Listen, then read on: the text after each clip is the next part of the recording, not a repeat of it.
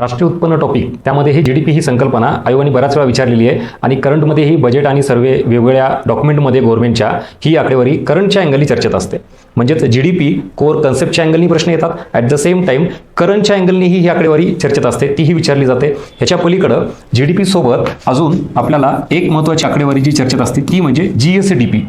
GDP म्हणजे gross domestic product, GSDP म्हणजे gross state domestic product. ह्याचा अर्थ काय, जेवढं देशाचं उत्पन्न आहे त्याच्यामध्ये नेमकं राज्यांचं किती उत्पन्न आहे, कॉन्ट्रीब्युशन आहे. मग भारतामध्ये जे वेगवेगळे राज्य आहेत ते नेमके कसे परफॉर्म करतात, त्यांचं किती उत्पन्न आहे आणि एकूण देशाच्या जीडीपीमध्ये त्या राज्यांचा वाटा किती आहे आणि त्या राज्यांचं उत्पन्न म्हणजेच काय, जीएसडीपी. बघा इकडं, जीडीपी ज्या वेळेला आपण म्हणतो तेव्हा एकूण देशाची भौगोलिक सीमा विचारात घेतो, पूर्ण देश, आणि त्या देशाच्या भौगोलिक सीमेअंतर्गत एका आर्थिक वर्षात नेमक्या किती वस्तू व सेवा काउंट होतात, तयार होतात हे आपण मोजतो आणि त्याचं पैशातील व्हॅल्यू मोजतो.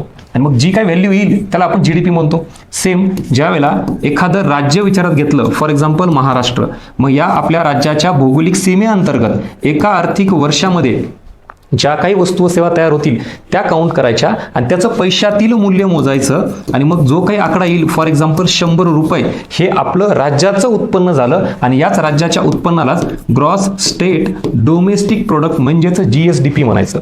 साध्या भाषेत सांगायचं म्हणलं, संपूर्ण देशामध्ये एका आर्थिक वर्षात जेवढ्या वस्तू व सेवा निर्माण होतात त्याला जीडीपी म्हणायचं आणि एका आर्थिक वर्षात फक्त राज्याच्या भौगोलिक सीमेअंतर्गत जेवढ्या वस्तू व सेवा निर्माण होतात त्याला जीएसडीपी म्हणायचं. अशा पद्धतीनं जीडीपी सोबत जीएसडीपी ही संकल्पना तुम्हाला विचारली जाऊ शकते, ती आपल्याला माहिती असली पाहिजे.